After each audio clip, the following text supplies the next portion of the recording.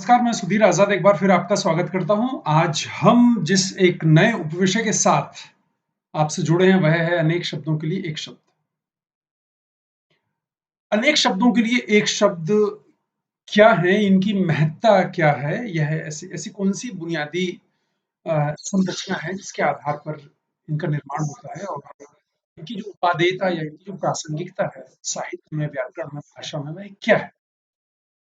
यह और ऐसे कई प्रश्न के समाधान आपको यहाँ पर अ, मिलेंगे, प्राप्त होंगे। और जैसा कि मैंने बताया कि हम यह भी यहाँ पर समझेंगे कि प्रतियोगी परीक्षाओं में अनेक शब्दों के लिए एक शब्द जो से जुड़े हुए जो प्रश्न आते हैं उनका स्वरूप क्या होता है। इसके साथ साथ यह भी कि आप जो परीक्षक होता है, परीक्षक किस मापदंड पर विद्यार्थियों को यहाँ पर कसता है।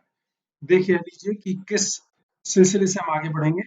एक स्वाभाविक सी भूमिका आपके सामने होगी, उसके बाद अनेक शब्दों के लिए कुछ एक शब्द, अनेक शब्दों के लिए एक शब्द के कुछ उदाहरण, उसके बाद उनकी रचना प्रक्रिया और कुछ आवश्यक शब्द संदर्भ। यह है हमारा आज का पाठ होगा। हिंदी साहित्य में, हिंदी भाषा का जो साहित्य है और उसकी जो व्याकरण है, उसमें सर्वाधिक जो शब्द हैं वह तत्सम और तद्भव शब्द हैं। ये तत्सम और तद्भव शब्द भाषा में बहुत प्रचुरता से प्रयुक्त होते हैं और उससे जो एक सबसे बड़ी अ, जो विशिष्टता भाषा में आती है वह है कि वह भाषा को व्यापक बनाते हैं। भाषा की यह व्यापकता कई संदर्भों में बहुत ज्यादा प्रासंगिक है, लेकिन जब कभी भाषा की इस व्यापकता को सामासिकता की आवश्यकता होती है, अर्थात जहां जहां भा, भाषा या साहित्य में सामासिकता की आवश्यकता होती है, संक्षिप्तता की आवश्यकता होती है, वहां पर आवश्यकता महसूस होती है कि इस वाक्यांश या इस वाक्य के लिए क्या एक शब्द लिखा जा सकता है जिससे कि वह सारा भाव, वह सारी बात एक शब्द में आ जाए। मुझे, मेरा व्यक्तिगत मानना यह है कि इसी आवश्यकता की पूर्ति ने अनेक शब्दों के लिए एक शब्द का निर्माण कराया है। यह जो आवश्यकता है, यही आवश्यकता इन शब्दों के निर्माण का बुनियादी आधार है। मैं आगे बढ़ रहा हूं, देख लीजिए कि भूमिका, हिंदी समेत विश्व की सभी भाषाओं में कई शब्द ऐसे होते हैं जो अपनी सामासिकता, संक्षिप्तता और अर्थवत्ता के कारण भाषा की अमूल्य निधि बन जाते हैं। किसी पूरे वाक्य या वाक्यांश के स्थान पर सिर्फ यह शब्द लिख देने से हम अपनी सारी बात पूरी सार्थकता और स्पष्टता सहित प्रस्तुत कर देते हैं। हिंदी भाषाओं में सर्वाधिक ऐसे शब्द, हिंदी भाषाओं में ही सर्वाधिक ऐसे शब्द पाए जाते हैं।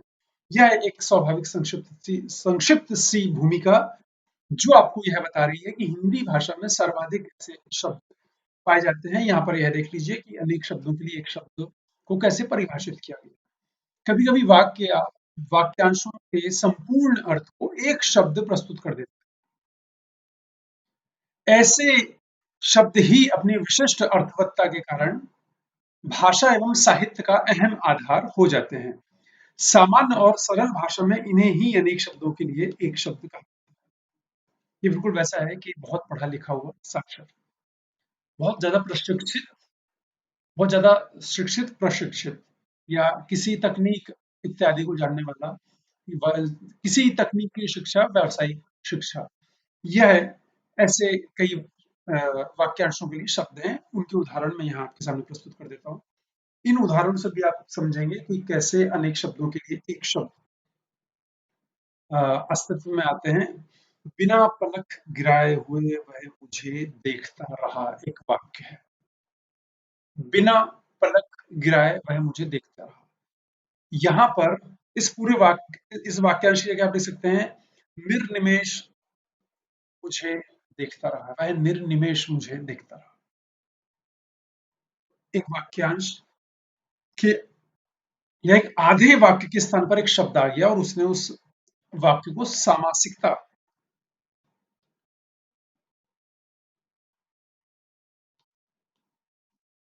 प्रदान कर दी। जो युद्ध में स्थिर रहता है युधिष्ठिर, युद्धस्थिर, जो युद्ध में स्थिर होता है। देखिए यह जो वाक्यांश है यही इस शब्द के निर्माण की आधारशिला रख देता है। जो युद्ध स्थिर हो, युधिष्ठिर, वीर पुत्रों को जन्म देने वाली मां तुम्हें प्रणाम है। हे वीर प्रसूता तुम्हें प्रणाम। देखिए भाषा की शैली, भाषा का पारिमार्जन, भाषा की उत्कृष्टता और भाषा का जो साहित्यिक औदार है वह कितना बढ़ गया कि वीर पुत्रों को जन्म देने वाली मां आपको प्रणाम है। हे वीर प्रसूता तुम्हें प्रणाम। काव्यात्मकता आपकी भाषा में आती है। विमान चलाने वाला, वैमानिक, विनोबा के मत को मानने वाला, सर्वोदयी। यहाँ बहुत सारे ऐसे लोग हैं जो विनोबा भावे जी की मत को मानते हैं। इस पूरे वाक्य की जगह अगर आप लिखते हैं कि मैं सभी सर्वोदयी जो सज्जन है उन्हें प्रणाम करता हूं, तो आपकी बात, वो पूरे वाक्य को बोलने की आवश्यकता ही नहीं है, लिखने की आवश्यकता ही नहीं। वृक्षों को जल से थोड़ा सींचना, आसेक। आसेक एक उत्कृष्ट स्वभाव है या अभ्यास है। अब वृक्षों को जल से थोड़ा सींचना बहुत अच्छा अभ्यास है, लेकिन आसेक एक बहुत अच्छा स्वभाव है। आपकी भाषा की उत्कृष्टता किस पैमाने पर ले जाता है देखिएगा। जिसके पास कुछ भी ना हो, अंकिचन। एक व्यक्ति सामने खड़ा है, उसके पास कुछ भी नहीं है, अंकिचन वहां खड़ा है। सामासिकता देखिए, भाषा की संक्षिप्तता देखिए। जिसके हृदय में दया हो, आपके हृदय में बहुत दया है, आप दयावान हैं। सामासिकता। जिसके समान कोई दूसरा ना हो, भीष्म पितामह के समान कोई दूसरा नहीं है। भीष्म पितामह अद्वितीय हैं। देखिए आपकी भाषा, उसका औदात्य, उसका उत्कर्ष देखिए, और आपकी भाषा का जो एक प्रभाव है वह कितना बहुगुणित हो जाता है, यह देखिए। अनेक शब्दों के लिए एक शब्दों का प्रयोग करने से, लेकिन इसके लिए उसकी समझ बड़ी आवश्यक है।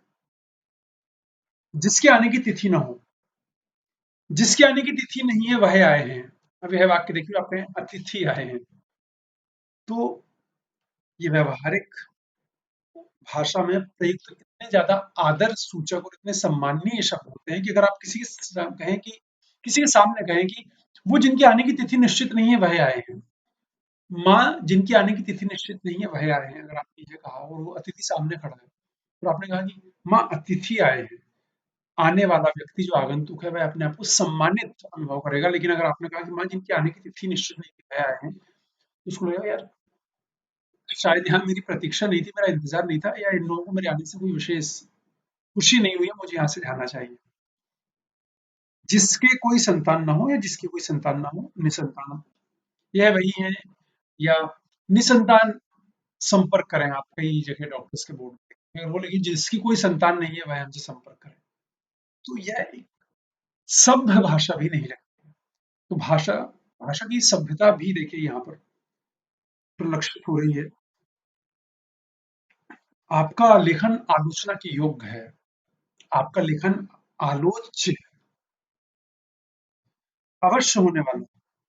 यह अवश्य होने वाला है कि आप कामयाब होंगे, अवश्यम भावी आप सफल होंगे। देखिए क्या प्रभावशालीता आपकी भाषा में आती है, और जो वक्ता है, वक्ता का जो चरित्र है, उसका जो व्यक्तित्व है, वह कितना ज्यादा द्विगुणित हो जाता है। अत्यधिक वृष्टि, अतिवृष्टि, आज आज अत्यधिक वृष्टि होने वाली है। अत्यधिक वृष्टि ने एक राज्य को तहस नहस कर दिया, अतिवृष्टि ने एक राज्य को तहस नहस कर दिया। ऐतिहासिक युग के पूर्व का, यह बात ऐतिहासिक युग के पूर्व के युग की है, यह बात प्रागैतिहासिक काल की है। मैं आपको वाक्यों में प्रयोग करके इसलिए बता रहा हूं जिससे कि आपकी समझ एकदम पुख्ता हो जाए। यह 1 महीने में 1 बार होने वाला है, यह मासिक है। यह पत्रिका 1 महीने में 1 बार निकलती है, यह मासिक पत्रिका है। हम दोनों एक ही जाति के हैं, हम सजातीय हैं। यह इस याचना करने वाले को हमारे सामने प्रस्तुत कीजिए, याचक को प्रस्तुत कीजिए। युग का निर्माण करने वाला स्वामी विवेकानंद युग का निर्माण करने वाले थे। स्वामी विवेकानंद युग निर्माता थे। यह अब आप एक बात तो समझ गए होंगे कि आपकी भाषा को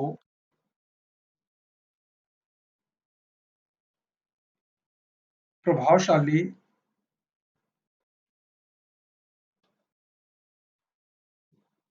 औचित्यपूर्ण, सामासिक, साहित्यिक, सुसंस्कृत और इसके साथ सबसे अहम जो है कि यह आपकी भाषा को बेहद बेहद बेहद बेहद क्या बनाता है?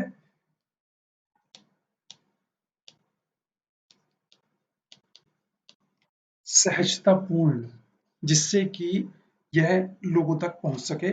और एक बात और यहाँ पर लिख दूं सुसंस्कृत के साथ कि आपकी भाषा की जो सभ्यता है, यह भी इसकी एक महत्वपूर्ण बुनियाद है। हम आगे बढ़ रहे हैं, देख लीजिए कि अनेक शब्दों के लिए एक शब्द जो है उनकी रचना प्रक्रिया क्या है। समास तद्धित और कृदंत प्रत्ययों को एक शब्द के रूप में संक्षिप्त किया जाता है। समास तद्धित और कृदंत प्रत्ययों को एक शब्द के रूप में संक्षिप्त किया जाता है। यह अनेक शब्दों के लिए एक शब्द की रचना प्रक्रिया का हिस्सा है। मूल वाक्यांश या वाक्य के शब्दों के अनुसार एक शब्द का निर्माण किया जाता है। एक उदाहरण देख लीजिए कि वह आज तक नहीं वह आज तक पराजित नहीं हुआ है। अब इसी वाक्य में आपको समझ में आ जाएगा कि बात हो रही है कि वह अपराजेय है।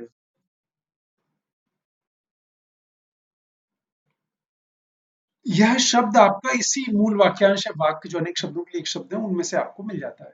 सिर्फ यह है कि आपकी समझ शब्दों को लेकर और उसके संदर्भित अर्थ को लेकर। वाक्यांशों को संक्षेप में सामासिक पद का भी रूप दिया जाता है। सामासिकता, सामासिक पद। वाक्यांशों को संक्षेप में, जाहिर सी बात है, जैसे हार हार और जीत चलती रहती है, हार जीत चलती रहती है। मेरे माता और पिता वहां खड़े हैं, मेरे माता पिता वहां खड़े हैं। वह जिसके 10 सिर हैं वह रावण है, यह दशानन है। तो यह सामासिक जो पद है यह भी वाक्यांशों को संक्षिप्तता प्रदान करते हैं। वाक्य के भाव को आत्मसात करने के बाद यह शब्द पूर्णतः स्पष्ट और अर्थपूर्ण हो जाते हैं। अगर आपने वाक्य को समझ लिया तो आप बहुत आसानी से उस अनेक शब्दों के लिए एक शब्द का 80% से अधिक समझ आपके पास आ सकती है। तो यह भी अपने मस्तिष्क में रखिएगा। भाषा की उत्कृष्टता भावों का गंभीर विचार शैली के लिए यह बेहद आवश्यक है। अर्थात आपकी भाषा कितनी गंभीर हो सकती है, कितनी प्रभावी हो सकती है, उसमें कितनी उत्कृष्टता आ सकती है और उसमें कितनी विचारात्मकता आ सकती है, यह इसकी रचना प्रक्रिया के बुनियादी हिस्से होते हैं। अनेक शब्दों के लिए एक शब्द आवश्यक संदर्भ, यह भी देख लीजिए। भाषा की समझ जितनी अधिक होगी, अनेक शब्दों के लिए एक शब्द को समझना और उनका प्रयोग उतना ही आसान होगा। यही आत्मा है, यही बुनियाद है, यही आधार है, यही नींव है। यह मस्तिष्क में है तो सब आसान है। अनेक शब्दों में एक शब्द आपकी शब्द शक्ति ये होता है कि आपका वर्ड पावर कितना स्ट्रांग है, आपका शब्द भंडार कितना मजबूत है। अनेक शब्दों के लिए एक शब्द उस बात को प्रतिबिंबित करते हैं। यह भाषा को प्रभावशाली और सार गर्भित छोटे में बहुत बड़ी बात कह देने वाली शक्ति वह प्रदान करते हैं। पर्यायवाची शब्दों का जितना बोध होगा और उनके संदर्भ अर्थों की स्पष्ट समझ होगी, अनेक शब्द उतने ज्यादा आसान होंगे। शब्द का अर्थ और उसका संदर्भ अर्थ अगर यह आप जानते हैं तो यह आपके लिए बाएं हाथ का काम है। लेकिन यह आपसे मांगता है अभ्यास। अभ्यास का कोई विकल्प नहीं है, इसका ध्यान रखें। खूब मेहनत करनी पड़ेगी और यह काम आपका आसान हो जाएगा और इससे जुड़े सारे प्रश्न भली भांति आप उनको उत्तर दे सकेंगे। देख लीजिए कि यह शब्द हमारे व्यवहार, तर्क, समझ और समाज से जुड़े होते हैं। यह शब्द साहित्यिक उत्कृष्टता और उसके वैशिष्ट को प्रस्तुत करते हैं। जाहिर सी बात है, अगर आप किसी से कह रहे हैं इसके समान कोई दूसरा नहीं और आप नहीं, यह अद्वितीय पुरुष है, तो सुनने वाला भी समझेगा कि यह भाषा की इसकी उत्कृष्टता, इसका वैशिष्ट कितना मजबूत है। संक्षेपण, पत्र, निबंध, उपन्यास, कहानी जैसी सभी साहित्यिक कथाओं का अनिवार्य लक्षण है अनेक शब्दों के लिए एक शब्द।